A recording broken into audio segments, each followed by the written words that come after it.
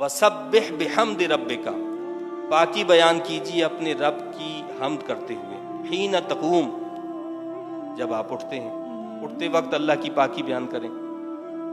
हज़रत उबादा रज़ी अल्लाह ताला अन्हु से ये रिवायत है, फरमाते हैं कि अल्लाह के नबी सल्लल्लाहु अलैहि वसल्लम ने इरशाद फरमाया कि जब इंसान सो कर उठे तो वो ये पढ़े, ला इलाहा इल्लल्लाहु वहदहु ला शरीका लह, लहुल मुल्क व लहुल हम्द व हुवा अला कुल्लि शैइन क़दीर, वल्हम्दुलिल्लाहि व सुब्हानल्लाहि वल्लाहु अकबर वला हौला वला कुव्वता इल्ला बिल्लाह। तो ये पढ़े और इसके पढ़ने के बाद वो अल्लाह से जो दुआ मांगेगा अल्लाह उसकी दुआ को कबूल फरमाएगा और अल्लाह उसकी बख्शिश और मफ़रत फरमा देगा। और इसके बाद वुज़ू करके वो जो नमाज पढ़ेगा अल्लाह उसकी उस नमाज को भी कबूल फरमाएगा। तो ये कितना आसान सा तरीका अल्लाह के नबी सल्लल्लाहु अलैहि वसल्लम ने फरमाया कि बंदा उठे और उठकर अपने रब को याद करे। अल्लाह ने क्या फरमाया, सब्बिह बिहम्दि रब्बिका, अपने रब की हम्द करें।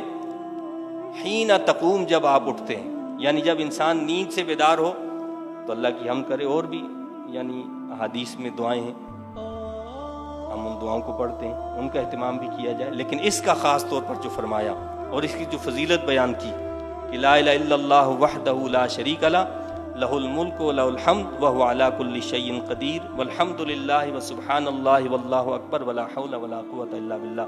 इसको पढ़ ले तो अल्लाह उसकी बख्शिश फरमाएगा और अल्लाह उसकी दुआओं को कबूल फरमाएगा और उसकी नमाज़ों को भी अल्लाह ताला कबूल फरमाएगा।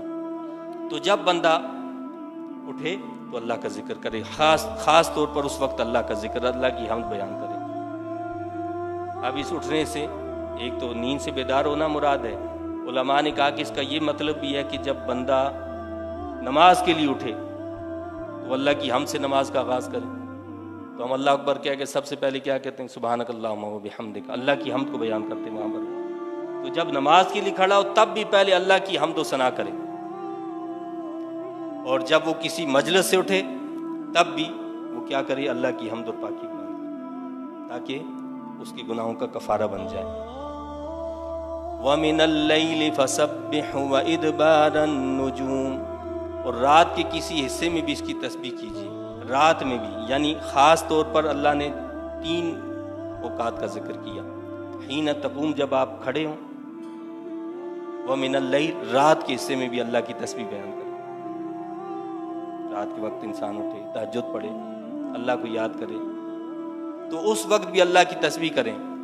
व इदबारन नुजूम, और उस वक्त भी जब सितारे डूब रहे होते हैं उस वक्त भी अल्लाह की तस्बीह बयान करें। जब सितारे डूब रहे होते हैं, ये कौन सा वक्त होता है?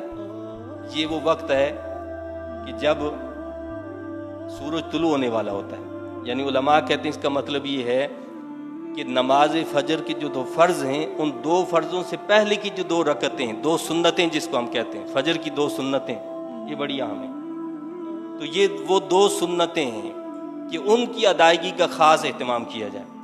इसीलिए अल्लाह के नबी सल्लल्लाहु अलैहि वसल्लम ने इन 2 सुन्नतों के बारे में फरमाया कि फजर की 2 सुन्नतें दुनिया व मा फ़ीहा से बेहतर हैं।